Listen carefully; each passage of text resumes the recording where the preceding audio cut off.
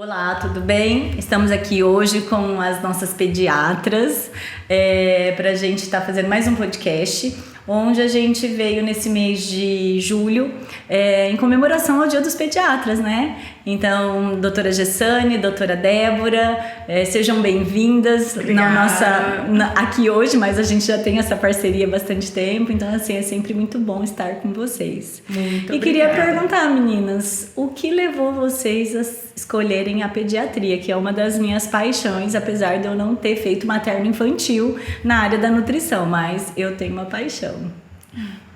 A pediatria, na verdade, desde criança, né? Minha mãe fala. Eu sempre falava que eu ia ser médica, que eu queria cuidar de crianças. Então, desde pequena tinha esse sonho. E a pureza das crianças também me encanta muito. A criança, ela é autêntica.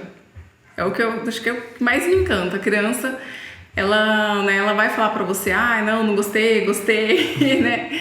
Então, assim, eu sou apaixonada, eu gosto, né? Amo muito minha profissão e não tenho dúvidas que eu escolhi a melhor profissão pra mim.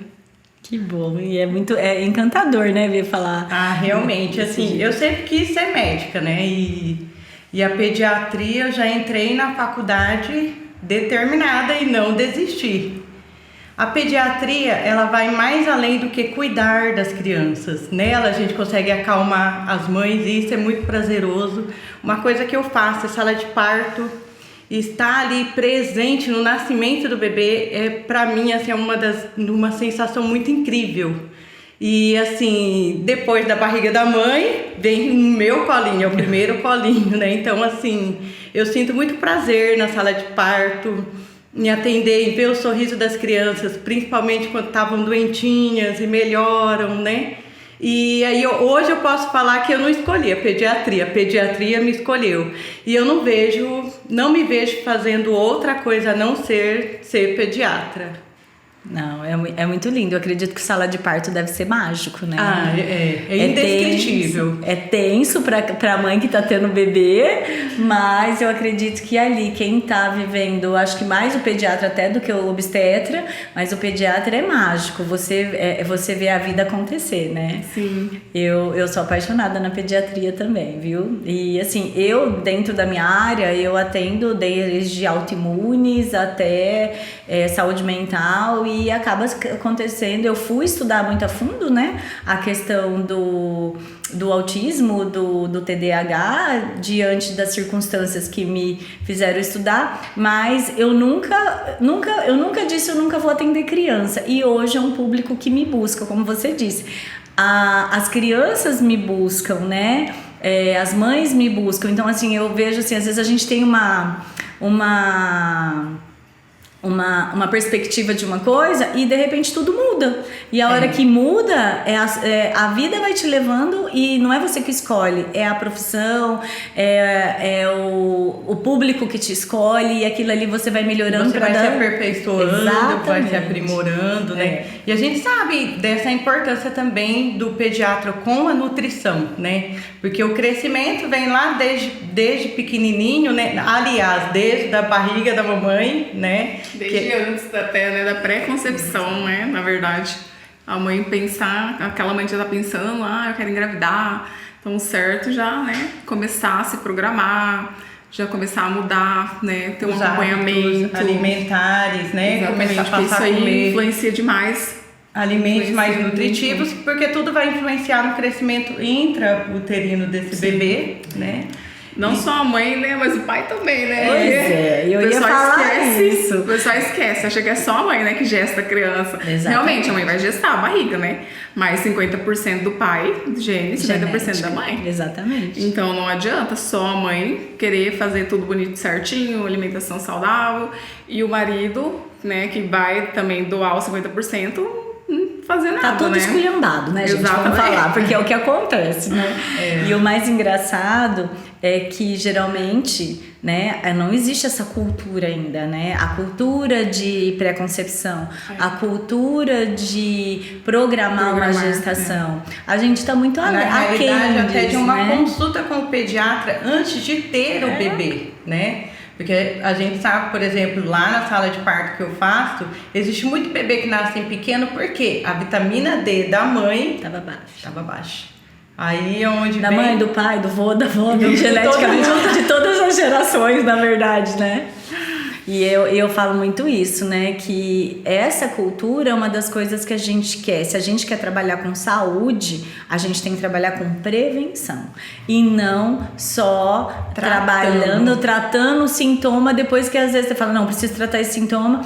E o que acontece muito no meu consultório, não sei de vocês, mas trato o sintoma, aquilo que depois a gente precisava fazer para melhorar toda a imunidade da criança, do adolescente, do adulto, da gestante, do pós-parto, não volta. Né? Desaparece. A nutrição, ela não é só o fato de comer, né? Ela ajuda tanto no desenvolvimento da criança físico, no crescimento, né? E também no desenvolvimento cognitivo e também na imunidade da criança. Por isso que é importante também ter uma boa nutrição e nutrientes adequados, né? E é tão bom trabalhar junto, né, gente? Eu acho tão mais fácil a gente trabalhar junto, a gente trabalhar atendendo o mesmo paciente, trocando, pensando junto. Eu falo que 2 cabeças, 3 cabeças pensam muito mais do que uma só, e às vezes um detalhe numa consulta você consegue falar, não, peraí, na minha consulta falou isso, aí você fala, não, na minha não, e aí você consegue juntar, né, esse quebra-cabeça e você dá um suporte e às vezes realmente ser mais assertivo mais rápido,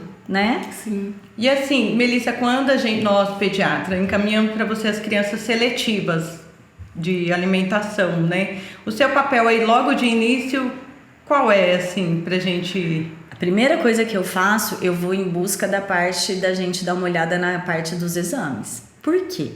A parte da seletividade, ela tem muito a ver, às vezes com trauma ou às vezes com deficiências nutricionais pesadas, como zinco, B12. O zinco, ele tem um papel principal na formação do paladar. Então, quando você às vezes perde o paladar, às vezes a criança está com uma deficiência de zinco muito grande e aí ela só não... o zinco também dá falta de apetite, né? Também, né? Então, assim, desde a criança até o idoso, às vezes a falta de apetite, a falta do prazer de comer tá ali nessa questão de deficiência nutricional. E claro, né, aí tem outras questões de uma seletividade alimentar, que é o caso, inclusive, que eu tenho,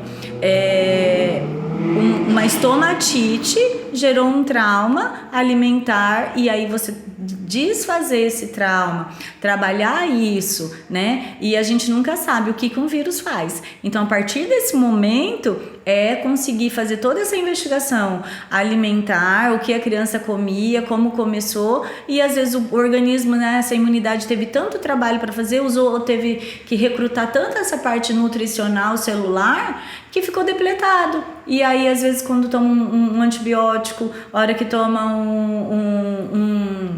um anti-inflamatório, depleta tanto essa microbiota intestinal que até ela se recuperar, hoje os estudos levam que a microbiota depois de uma dose de antibiótico são de 12 a 14 meses, né? Para retomar ela inata, né? Você pode dar probiótico, você pode dar prebiótico, mas para ela estar reconstituída de forma inata é pelo menos de 12 a 14 meses. Então, e aí? A criança às vezes não levantou essa imunidade, cai de novo e vai acontecendo essas depressões. E assim, a gente sabe que a maior parte das infecções nas crianças são virais, né? Sim. Então, por que dá tanto antibiótico, né? Por que o uso tão exagerado do antibiótico, se mais de 80% das infecções são virais, né? Então, por isso que, assim, a gente pede para fazer a consulta com a gente, né? Sabe que até o primeiro aninho, no mínimo 7 consultas, depois com 1 ano e 6, depois com 2 aninhos e depois todo ano, né? Para quê? Para que faça esse acompanhamento, peça os exames. Aí a gente também pode encaminhar, auxiliando nos seus conhecimentos, que com certeza são maiores que o nosso. A gente tem o conhecimento básico, mas né? A gente trabalha junto nessa parte de vírus e bactérias. Eu não posso trabalhar com medicamento. Isso, não é? E aonde a gente pode vai, juntas, né? Pensar no melhor para essa criança, para que ela atinja aí um melhor potencial quando ela estiver na fase adulta, né? Sim. E a questão, voltando falando ainda da seletividade, o erro muito grande são os alimentos ultraprocessados, porque são altamente palatáveis. E aí o que acontece? As crianças têm uma preferência disso. Aí a fruta não tem sabor, porque não tem glutamato monossódico, não tem conservante, não tem corante, não tem excesso de açúcar, que é uma das coisas que vicia. E a criança nunca vai querer comer. Quanto menos ela comer comida de verdade, comer comida natural, mais deficiência nutricional ela tem. Então vira uma bola de neve, né? Mais suscetível à doença, né? Exatamente. Também. E infelizmente a nossa realidade hoje tá, né? Cada vez mais frequente eu vejo no consultório, as mães chegam, né? A maioria das crianças Já com a menor, bolachinha, né? antes de 1 ano de idade já estão tendo acesso. Sendo que o recomendado é até os 2 anos de idade não ter acesso aos ultraprocessados, né? E infelizmente não está sendo a realidade. Não. Eu atendi uma mãe ontem, desculpa, te cortei. Uma mãe ontem que ela tá amamentando 100%, tem qualidade, quantidade e qualidade de leite. O bebê tá ganhando peso super bem. E ela falou pra mim que ela vai voltar a trabalhar em novembro. Nós estamos em julho. E ela já quer começar a fazer a adaptação da fórmula. Falei, por quê? Se você tem o leite. Se tem como guardar esse Exatamente. leite. E ela não é mãe de primeira viagem. Então, assim, você vê que já é uma cultura. Então, o que eu falei? Vai já estocando seu leite se você tem excesso. Vai cuidando. Por quê? Eu falei, além de ter tudo que o seu bebê precisa, ainda é mais barato. Pra que você vai comprar uma lata, né? Então, assim, é cultural a história de você já dar a mamadeira. Eu tenho uma professora que fala, né? O leite de vaca. Não, o leite de vaca, o leite de caixinha, porque leite e é muito mais prático amamentar. Leiteiro, Leiteiro, Mas é muito triste a realidade, né? Porque a gente sabe, o leite de vaca, ele é pobre em ferro, pobre em vitaminas, né? Não tem os nutrientes necessários para o desenvolvimento da criança. E isso tudo vai acarretar lá na frente, vai acarretar no desenvolvimento dessa criança. Muitas vezes vai ser uma criança que depois vai ter o quê? Um transtorno de déficit de atenção na escola. E aí a mãe, muitas vezes, vai querer o quê? Só a medicação, né? Acha porque que medicação dá trabalho mudar a alimentação. Exatamente. Acha que medicação vai resolver tudo e não é. A gente sabe que, né, se a gente trabalhar lá desde o início, alimentação, tudo isso aí, a gente pode mudar. E assim, né, gente, eu atendo no público também, então assim, acaba sendo carências, né, sociais, e a gente vê, eu tenho crianças que só da gente tirar a porcaria do açúcar, tirar a porcariada da comida ultraprocessada, tirar o miojo, tirar o salsicha, né? Nossa, tirar os corantes, os salgadinhos. Eu tenho 2 crianças que têm laudado com deficiência intelectual. E o pouco que a gente conseguiu suplementar, porque a realidade é outra dentro da simplicidade, enfim, que a gente conseguiu dar um pouco de suporte de metilação cerebral, com complexo B, com ferro, tiraram 10, tiraram 10 de matemática. Eu falo, opa, será que essa criança, realmente ela tem deficiência intelectual? Ela é DI mesmo ou ela tá desnutrida?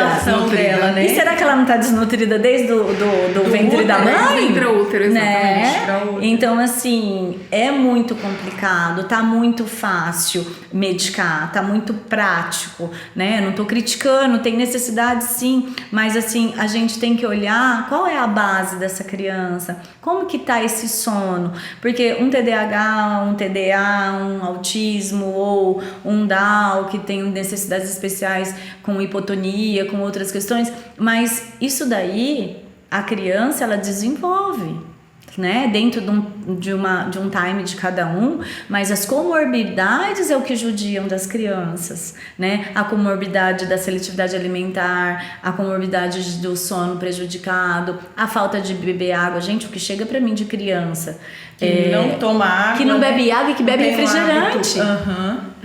E aí? Né? Como que vai ter nutrientes? Se nós somos feitos de células e não tem nutriente, como que esse cérebro vai desenvolver? Como que o corpinho vai desenvolver? Exato. É pesado. O intestino que não funciona, outra coisa extremamente importante que as mães não dão importância. Não dão, porque às vezes é comum pra mãe, não é normal. Elas acham que é normal fazer cocô de bolinha. Ou a cada 3 dias, né? Às vezes chega no consultório, tá fazendo, como é que é o hábito intestinal? Não, é ótimo, tudo bem. Aí você vai investigar mais a fundo e você vê que a criança tá fazendo cocô em bolinha de cabritinho. Aí ainda fala assim, não, doutora, é de família, eu também sou assim. E a gente também era sabe assim, que o intestino, queira ou não, é nosso segundo cérebro. Né? 80% ali das células de imunidade estão no intestino. Se o intestino precisa funcionar. Precisa. E as mães, infelizmente... Então a nossa alerta fica aqui para cuidar mais dessa alimentação e abandonar os ultraprocessados, né? Exatamente. Pra gente tentar. Não, é assim, eu falo assim, às vezes falo assim, mas é caro ter uma alimentação rica. Não é.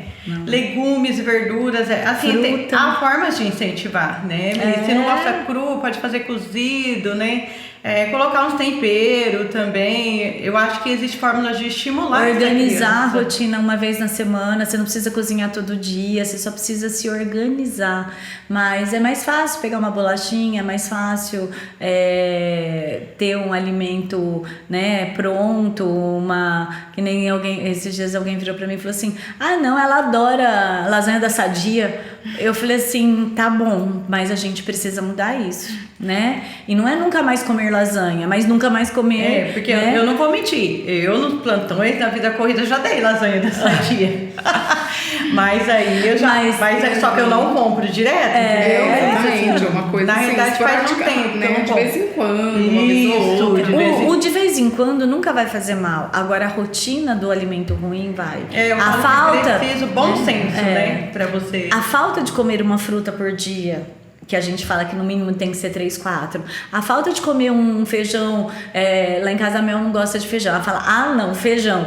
Aí eu falo assim, o combinado nosso é não precisa comer feijão no arroz, no almoço e no jantar. Mais uma vez no dia vai comer um feijão. Então, se não comeu no almoço, vai comer no jantar. Então, quando você trabalha isso com a criança e fica leve, né? Aí todo mundo vai se organizando, né? Eu também não tenho tempo de fazer o feijão todo dia, mas o feijão eu cozinho para 15 dias, então todo dia, uma vez no dia a gente come feijão. Né? Então é essa organização na correria da gente que faz a diferença, né? E o que eu percebo também são os adolescentes, eles deixam mesmo de comer frutas e verduras, porque meus filhos estão na fase da adolescência, então assim, quando era pequeno você ainda sentava, né, dava, eu pedia pra babá, essa tarde é tal fruta, viu? Né? Organizava isso. Hoje eles são donos de si, entendeu? Aí o que eu faço? Uma dica assim, né? Eu deixo cortado na geladeira, porque eu deixo picado. Isso não é para adolescente não, viu? Porque para meus adultos lá de casa também, se não tiver a melancia cortada, se eu não descascar a laranja, sabe assim, eu tenho o hábito amo laranja depois do almoço, né? Até eu toda a vida tive problema de intestino mais preso também, então a laranja sempre me fez bem pós-refeição. Então eu pergunto, quem que quer a laranja? Porque se eu não descascar, ninguém chupa. Não, exatamente. E um dos hábitos, né? Às vezes as pessoas, falando dos adolescentes, têm o hábito do suco, da bebida junto com o alimento, e ele não tem como o hábito da fruta. E o que a gente está, né, tendo hoje? Um monte de crianças, adolescentes com esteatose hepática, com excesso de gordura, né? Obesas. Com vitamina B baixa também. Com vitamina B baixa. Não, as vitaminas estão tudo no pé. É isso que eu ia falar, não é só vitamina D, não. A verdade é que as vitaminas de B12, do complexo B, do 1 ao 12. Vitamina A, tudo baixa. Mas o que a gente tem visto? O excesso de ultraprocessados, né? Eu ainda estava vendo uma aula ontem. O excesso de ultraprocessados está muito ligado, inclusive, no disruptor endócrino. Então, o que está acontecendo? Essa meninada tá cada vez mais sedentária, então não sabe brincar, não vai pra rua, não tem essa disponibilidade mais. Então, o excesso disso tá trazendo o quê? A obesidade, essa gordura, excesso de triglicerídeos, então as crianças vão ter problemas cardíacos mais cedo. Né? Então, hipertensão, até mesmo diabetes também, né? Podem evoluir. E geralmente a criança chega para mim já quando vem encaminhado por vocês, né? São poucos até, inclusive ainda que tem essa cultura da gente trabalhar junto, da gente ligar, tô te encaminhando esse paciente assim, pra gente mudar, e assim, às vezes até dá dica, né? Fala, a família precisa de uma orientação dessa forma, então acho que isso daí é muito legal, a gente conseguir fazer um trabalho multidisciplinar, né? E trazer o resultado, a melhora para a família, né? De uma criança mais calma, quando você tira ultraprocessado, o desacetglutamato, que vai trabalhar diretamente no cérebro, trabalhar essa imunidade, que a criança para de ficar doente, não vai ficar gastando com farmácia, né? Que eu falo, suplemento é investimento, remédio é custo, né? Então, quando você consegue mostrar isso, você muda bastante. E fazer o organismo funcionar, né? A primeira coisa que a gente precisa fazer funcionar direito é o intestino. Sim. E lembrando que vai refletir lá no cognitivo, né? Deixa o intestino no cérebro, né? Ninguém sabe se é o intestino que manda no cérebro ou o cérebro que manda no intestino. Mas o intestino agora, além de ser o segundo cérebro, ele ganhou mais uma denominação, né? Ele é tido agora como um órgão endócrino, porque a maioria dos neurotransmissores estão produzidos ali nas células intestinais. E absorvidos, né? Também excretados. Exatamente, não tem como. Então, assim, às vezes a criança tem... hoje está muito comum também as crianças com depressão, as crianças, né, mais introspectivas, mais tímidas. Então, quer dizer, como que tá isso daí? Se a gente não trata esse intestino, a gente e não até o sono, né, Melissa, também. Tudo. O sono também está muito relacionado à deficiência, né, de eu não sei vocês, mas a hora que eu peço os exames, que eu olho o exame de magnésio, nenhum tá nem na metade do que tinha que estar. Realmente. Aí quer que a criança dorme? Que jeito? Se não faz relaxamento não desde dorme, muscular até cerebral. Não tem jeito, né? Então, eu acho que é isso que a gente tem que ter esse olhar, né? Do trabalhar junto, do buscar realmente produzir saúde, Sim, né? Prevenção. Prevenção. Né? E porque eles vão ser o nosso futuro, né? Sim. Quem vai cuidar da gente são eles, então vamos cuidar bem deles também, né? Exatamente. Exato. Tentar mudar a cultura, né, de prevenção, assim, as mães estarem mais atentas, procurar, assim, marcar consultas regulares, porque elas procuram só quando tá doente. Né? Deixa pra ir no médico só quando a criança já tá doente. Malemar faz ali as 7 consultas até 1 ano, né? Exato. Depois some todo mundo. É a mesma coisa. Pra mim, só chega depois quando a mãe tá diabética, não como deveria ser uma pré-concepção, raro, né? Às vezes hoje tem chegado quando a pré-concepção, quando alguém acompanhou comigo e mostra o tanto que melhorou em alguns marcadores, algumas coisas. Vocês que me encaminham quando as mães procuram, mas assim, do dia a dia, são raras as mães que chegam, que estão gestantes, né? Só chegam com o bebê já no colo. Isso, até pra você e pra nós também, são bem raros. Então, assim, e reforçando também, né, o uso da vitamina D até 18 anos, hein? que mudou, né? Mudou esse ano. O que é um Mudou esse absurdo, ano, né? É uma prevenção. Exatamente, mas era um absurdo falar que era só até os 2 anos, né? Isso. Mas o Covid veio para dar muitas mudanças, né? Porque assim, muita gente continua com déficit de vitamina D. Eu pego todos os dias, né? Na minha prática mesmo, eu gosto de vitamina D de um paciente sem nenhum tipo de patologia, pelo menos 60. Se tem uma autoimune, 100, 120. Aí todo mundo é gente doida, né? Exagerada. Uma criança, para dar suporte, para dar, né? Porque todo mundo acha que a vitamina D é uma vitamina, na verdade ela é um hormônio. Isso. Né? Então ela tem mais de 350 funções no organismo, né? Então quer dizer, como que o corpo vai funcionar se não tem o básico? Né? E as ferritinas baixas? Nossa! Aí tem lá um hemograma normalzinho, né? E aí a mãe acha que tá tudo bem, Não, a mãe tá tudo olha bem. o valor de referência do laboratório, fala, não, tá tudo tudo ótimo, bem. nem precisa ir no... Eu já escutei isso, viu? Uma chegou no consultório, não, nem ia vir, mas aí, porque fez os exames, olhou lá no valor de referência do laboratório, né? Aí achou que estava tudo ótimo, aí eu olho a ferritina da criança, ferritina de 15. E das mães também, as ferritinas gestantes. Meu Deus! Então, aí vai faltar ferro no cérebro, vai ter criança que realmente vai ter deficiência. Indisposição para fazer atividade física, imunidade, né? Irritabilidade também, Sim, eu percebo. porque se a criança não consegue prestar atenção e aprender, ela vai se frustrar. Isso vai irritar. E ao exame físico eu já constatei até sopro cardíaco numa criança que estava bem anêmica, com a ferritina bem baixa, tinha um sopro. e aí, essas crianças que, né, a maioria tem essas deficiências, né? Vai ser laudada como?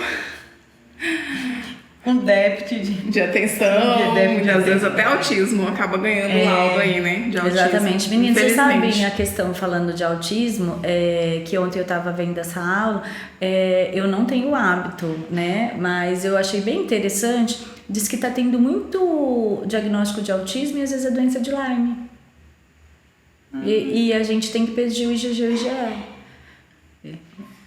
E às vezes tem muitos traços que acaba dando. Então, assim, são coisas que é só a gente ir no profundo mesmo, estudando, pra gente buscar realmente aonde que tá a raiz do problema. É o que eu falo. A gente não pode trabalhar só com sintoma. A gente tem que buscar a raiz do problema. E aí me chamou a atenção essa história do doente de Lyme. Mesmo. Eu achei, assim, porque tem muito... porque querendo ou não, eu acho que não é que aumentou os casos de autismo, eu acho que eles sempre existiram, acho que às vezes faltou o diagnóstico, tanto é que tá tendo muita gente com adultos, né? Era visto como introvertido, né? O tímido demais, né? Então... E tem muita coisa que tá faltando, às vezes, a investigação da raiz do problema e às vezes acho que é uma coisa ou outra. Isso me chamou bastante atenção na aula de ontem, que eu falei, nossa, né? E todo o complexo, né? Porque às vezes o corpinho não consegue, né? A gente tava falando da ferritina. A ferritina tem duas vertentes, né? Ela pode ser um marcador inflamatório de excesso, mas você vai ver o ferro tá baixo, o hemograma tá baixo, e aquilo ali às vezes é um excesso de inflamação, né? Com deficiência de detox, né, do próprio fígado, e de repente a gente tem realmente a baixa de ferro. Então, assim, quando você vai vendo, e é o que eu falo muito, né, o ferro, para ele ser absorvido, ele precisa da vitamina C, o complexo B, né, para poder organizar, para poder fazer detox, para fazer toda essa função. Ai, não come comida de verdade, vai fazer essa fisiologia funcionar que jeito? Não é? É complicado. E a gente tem que olhar isso com mais... Um olhar atento. Eu falo assim, a gente tem que buscar o porquê. Tá com febre por quê? Né? E outra coisa é a gente ficar, né? O desespero que nós temos como mãe, né? De baixar uma febre. E é um processo inflamatório natural do organismo. Uma resposta, né? Exatamente. Eu até oriento, né? Os meus pacientes, quando a criança tá com febre, mas ela tá ali ativa, né? Não tem nenhum sinal a mais de alarme, vamos tentar deixar o corpinho dela reagir, né? Deixa tentar os soldadinhos dela, entrar em ação. Exatamente. Né? Mas assim, o desespero, eu falo pra mim, olha, febre, eu sei que vocês ficam preocupados, mas não é desesperador, porque é um sinal de que o corpo dela tá reagindo. Eu falo, não é de todo mal. A febre não é de todo mal. Então, a gente tem que tentar deixar também, se a criança tá ali ativa, tem que deixar o corpinho dela, né? Tentar combater isso aí. Porque assim, é onde ela vai criar resistência, né? Pra própria infecção ali, pro próprio vírus ou pra própria bactéria, ou depois, né, para umas futuras, porque na verdade, se você não vai, ela vai criando resistência e nem os medicamentos tem hora que fazem... Sim, baixar a febre. Né? Exatamente. E aí, aonde que é tudo detoxificado, aonde é tudo metabolizado? É no fígado. E aí, o organismo vai estar sempre sobrecarregado, tentando se reequilibrar de medicamento, né? E eu tava vendo, eu falo, gente, é tão natural e a gente quebra as coisas naturais, né? Do próprio corpinho, porque uma febre é pra isso, é uma defesa. E todo mundo tem medo da convulsão. É isso que eu ia falar. E mudou alguma coisa da febre agora, não mudou? Mudou. Da temperatura, né? Agora é considerado 37,5, 37,5, né? Já tá. A Sociedade de Pediatria agora considera já como febre. E assim, a gente só tem que ficar atento, né? Em relação à questão da existem medidas também antes de dar a medicação, né? Um banhozinho morno, né? Hidratação líquido. Né? Bastante líquido, bastante água. Compressa. A hidratação ajuda bastante. A gente pode ir com calma nessa hora, né? E tentar ir agora. Se não baixar, né? Sim. E é o que a Débora falou, né? A criança tá ativa ou tá prostrada, né? Como que tá? Tá comendo? Às vezes tá brincando. Tá brincando. E tá comendo. E às vezes tá correndo. Tá ali correndo, mas tá com febre. E às vezes tá comendo, tá bem. Eu acho que é isso. A gente tentar entender o que o organismo quer dizer, né? E às vezes assim eu falo que... às vezes é um dente, não é? Então, um dentinho vai dar essa febre, não adianta dar o remédio, né? Vai ficar controlando e aí o corpinho só não vai dando conta de tudo isso, né? Meninas, acho que é isso que a gente tinha, né, pra estar trabalhando, pra estar falando. Mais uma vez, parabéns pelo Dia do Pediatra. Obrigada, eu falo obrigada. que vocês são salvação das mães, né? Eu falo que o pediatra é aquele que o celular da mãe tem lá, marcado, salvo como favorito, urgência e emergência, né? Porque é o pediatra e o odontopediatra, né? Porque menino que cai quebra dente, né? A criança que tá com febre, a criança que tá aí resfriada nesse tempo aí que não melhora, né? Mas ao mesmo tempo eu falo que a infância é a coisa mais linda do mundo, né? O bebê. Eu sou apaixonada na também. infância, no nascimento, na infância em si, né? Na pureza, né? Das crianças quando eles chegam.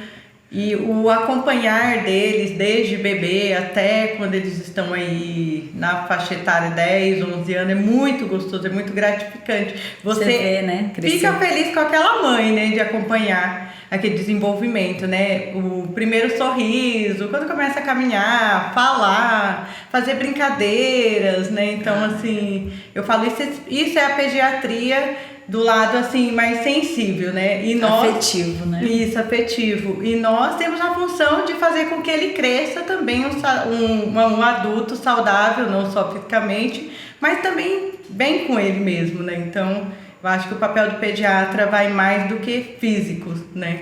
Junto e eu falo a maternidade um pouco mais leve. E eu ia falar isso, né? O pediatra, né?